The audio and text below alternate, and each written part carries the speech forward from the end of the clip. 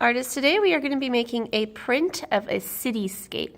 So very first thing we need to do is make sure that your paper is horizontal in front of you. Remember that this is horizontal and this is vertical. We want our paper to be horizontal. Now when our paper is horizontal, we want to fold it in half as best as we can. So I want you to aim for your best to match up those corners of your paper. When the corners of your paper are matched up, you can push down right in the middle to help you and run your finger along the edge to create your fold. After you have folded your paper, make sure that the fold is on the bottom. So we have an opening on the top and our fold is on the bottom. And we're going to keep our paper this way while we draw a cityscape. So we are not going to draw underneath our fold. We're only going to draw on the top part of our paper. We're going to start with a gray or black washable marker. It is very important that we use washable markers for this project. When we make a cityscape, the easiest way to make the skyline of the city is to start with a horizontal line and a vertical line. And that vertical line is going to go all the way down to the fold of our paper. This is our first building. Our second building can be taller or shorter, but once again, we're going to start with a horizontal line and then a vertical line. Aim for your best to make those lines as straight as you can. My next building can be taller or shorter or wider than the second one. So I'm going to make this one be a little bit taller. So I needed to go with a vertical, horizontal, vertical. So this is building number 3. See, I can add another one with a horizontal line and a vertical line.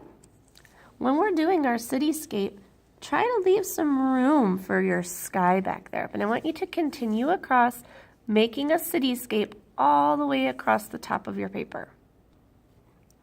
Once you've made the outline of your buildings, you can go back in and add some details.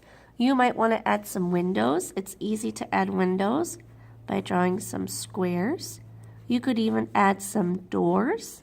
So go ahead and add some details to each of your buildings.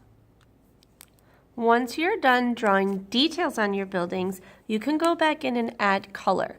I would like you to wait, so please leave the sky blank, but go ahead and add color to your buildings using washable markers. Once you have finished coloring in your city, we're ready to do the sky. And when we do the sky, I want you to think about maybe a nighttime sky and how we could have some star shapes. And when we do the star shapes, I'm just going to do some little circles and swirls around. And if you want to add a moon, you can add a moon. So I'm just kind of doing some swirls. I'm going to make a big one over here. And then when we do our sky, we're going to take some blues and purples. And what we're going to do is we're going to go around some of our stars with those swirled lines. So I'm just going around them with some swirled lines. And I can do this with both blue and purple, so I'm going to do some purple now. And all of our extra space, we're just going to go back in and fill with some curved lines. So it's okay if we have some white showing.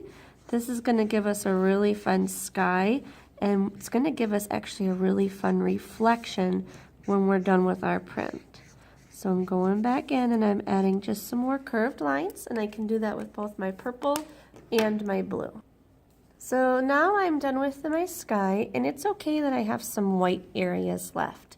Now we're ready for our final step. We're going to open our paper back up, and if we've done this right, we haven't drawn anything underneath our fold line. I'm going to fold my paper up one more time so that the crease is nice and ready. Now what I'm going to do is I'm going to come around and I'm going to spray this white part of your paper with some water.